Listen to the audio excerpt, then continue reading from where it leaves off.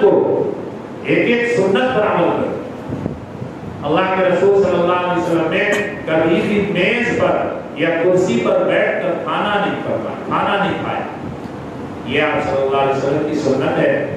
آپ صلی اللہ علیہ وسلم نے میز اور کرسی پر بیٹھ کر کھانا نہیں کھایا ساری زندگی میں۔ یہ بھی تو سنت ہے، اس سنت کو بھی اپنانے کی ضرورت ہے۔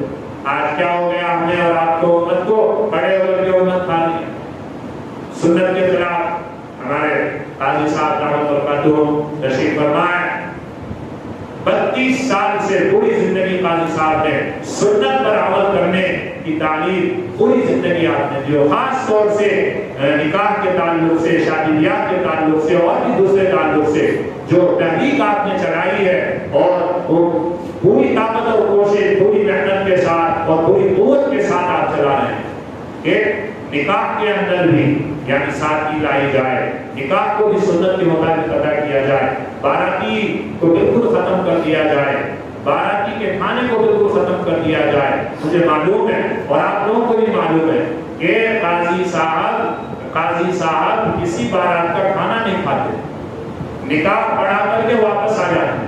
یہ عمل ہے، یہ عمل ساری زندگی آپ نے عمل کی۔ نکاح پڑھا کر باراتی کا کھانا، آپ اندر اگر جائیں، آپ مطالعہ کریں کتابوں کا، تو ایک طرح سے رشوت ہے۔ باراتی کا کھانا رشوت ہے۔ جب اسلام میں ہے ہی نہیں تو ہم کیوں اس پر عمل کر رہے ہیں؟ کیوں مسلمان اس پر عمل کر رہے ہیں؟ اچھا مرد تو کم، عورتیں ہماری مائیں بہنیں زیادہ اس پر عمل کر رہے ہیں۔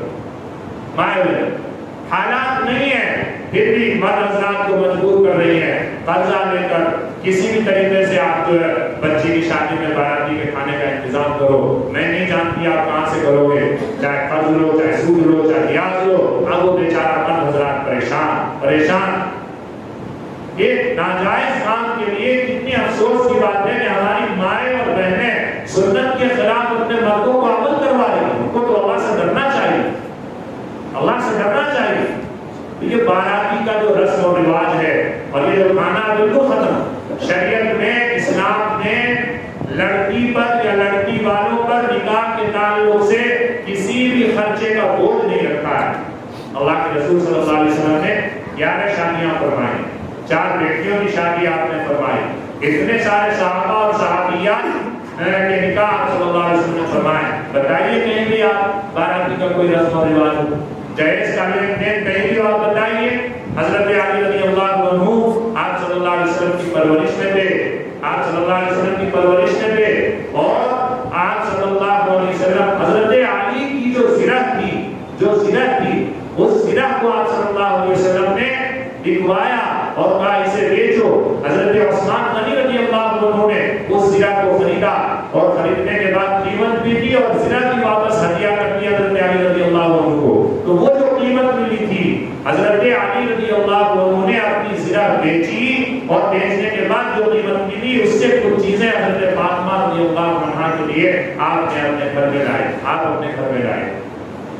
صحابہ اور صحابیات کی زندگی ہمارے سامنے ہے، ساری زندگی صحابہ اور صحابیات کی آپ صلی اللہ علیہ وسلم کے ہمارے سامنے ہے۔ کسی ایک صحابی یا کسی ایک صحابیہ یا آپ صلی اللہ علیہ وسلم کا کوئی عمل بتا دے کہ آپ صلی اللہ علیہ وسلم نے یا کسی صحابہ نے یا صحابی نے جہیز کا لین دین کیا ہو یا باراتی کا کھانا سادگی کے ساتھ کہیں ستو اور کھجور سے آپ صلی اللہ علیہ وسلم نے اپنا ولیمہ کر دیا، اور کہیں مسد ہوئی تو بکری آپ صلی اللہ علیہ وسلم نے ذبح فرمائی، اور 300 لوگوں کو مدینہ منورہ کے اندر 300 لوگوں کی دعوت آپ صلی اللہ علیہ وسلم نے ولیمہ دی۔ وسعت کی تو بکری ذبح فرمائی، وسعت نہیں کی تو کھجور اور ستو سے ولیمہ ہو گیا۔ یہ بھی تو سنت ہے۔ کیا ضروری ہے قرض لے کر کے اور ناجائز اور فضول خرچی کیا جائے، اور بارات کا کھانا اور جہیز اور صوفہ اور کولر اور ٹی وی اور فرنیچر اور پنکھے اور یہ اور وہ، ایک شادی کی وجہ سے پورے خاندان کے لوگ ٹینشن میں آ جاتے ہیں، پریشان ہو جاتے ہیں، اور عورتیں زیادہ پریشان کر رہی ہیں، ہماری مائیں بہنیں زیادہ پریشان کر رہی ہیں۔ بہت ہی ادب احترام کے ساتھ اپنی ماں بہنوں سے درخواست کرتا ہوں، اللہ کے واسطے اپنی زندگی پر رحم کریں، آپ رحم کھائیں اپنی زندگی پر، اور جہیز کا لینا اور دینا دونوں ختم کریں اور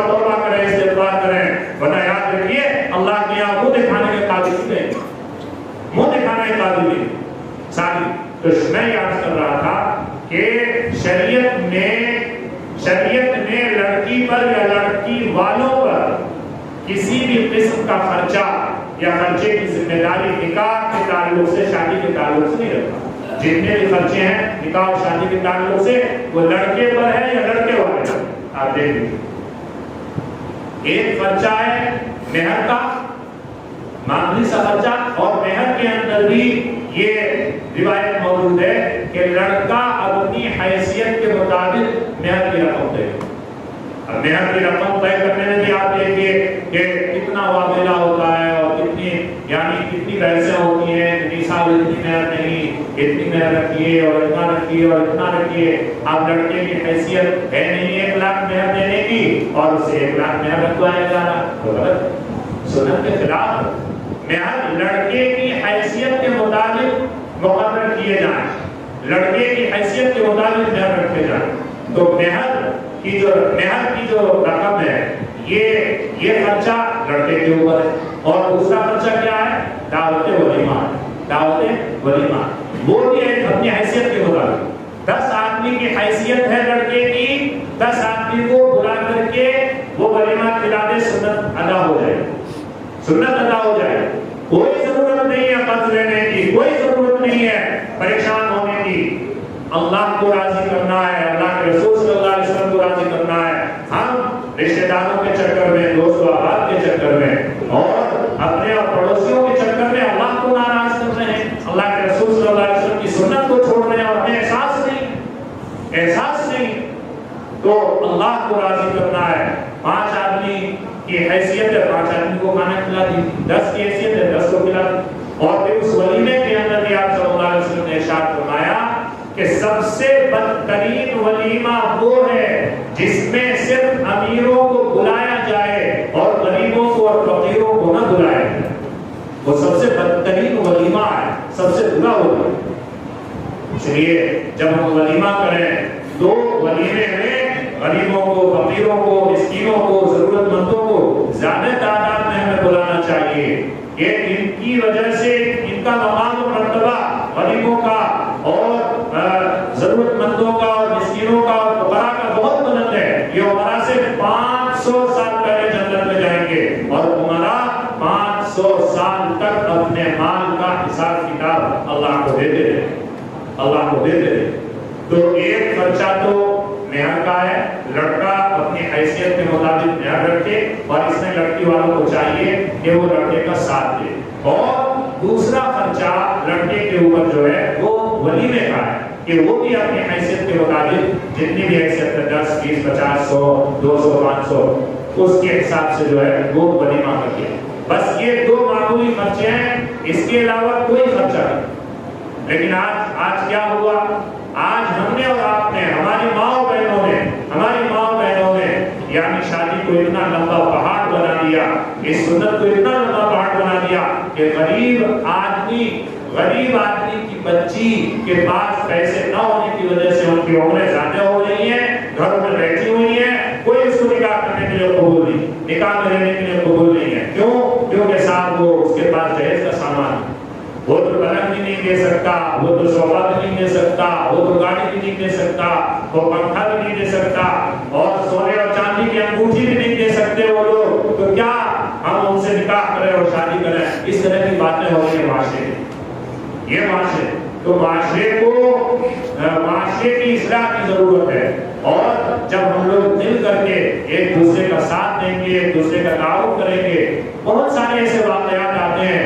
آج ہی ایک لڑکا نوجوان آیا، صاحب کہنے لگا کہ مفتی صاحب میں نکاح کرنا چاہتا ہوں سنت کے مطابق، میں کچھ لڑکی والوں سے لینا نہیں چاہتا، لیکن لڑکی کی ماں یہ کہتی ہے کہ نہیں صاحب مجھے تو دینا ہے اور میں دوں گی، جو میرے ارمان ہے اور جو میری تمنائیں ہیں اور جو میری آرزویں ہیں وہ تو میں پوری کروں۔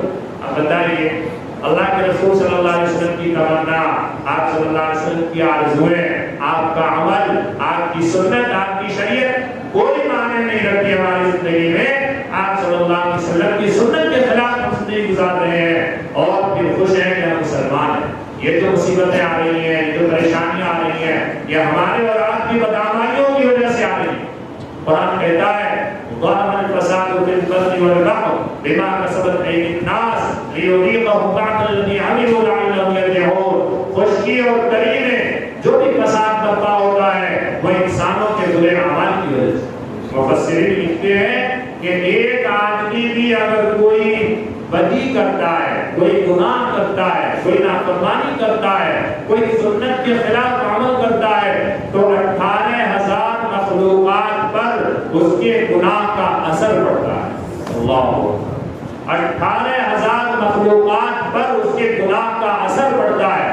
ہم یہ سمجھتے ہیں کہ کچھ نہیں ہو رہا.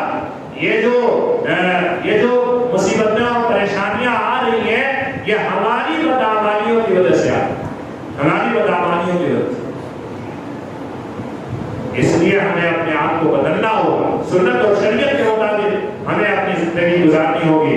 خاص طور سے نکاح کے تعلق سے، شادی کے تعلق سے بالکل سادگی ہمیں اپنانی ہوگی. صحابہ نے، صحابیات نے، اللہ کے رسول صلی اللہ علیہ وسلم نے جس طرح سے نکاح فرمایا اسی طریقے سے ہم لوگوں کو نکاح کرنے کی ضرورت ہے. تبھی اللہ کی مدد آئے گی، اللہ کی نصرت آئے گی. یاد رکھیے، تبھی اللہ کی مدد اور نصرت آئے گی. سنت اور شریعت کو چھوڑ کر اگر ہم چاہیں کہ اللہ کی مدد آ جائے، اللہ کی مدد آنے والی، اللہ کی مدد نہیں آئے گی. یاد رکھیے.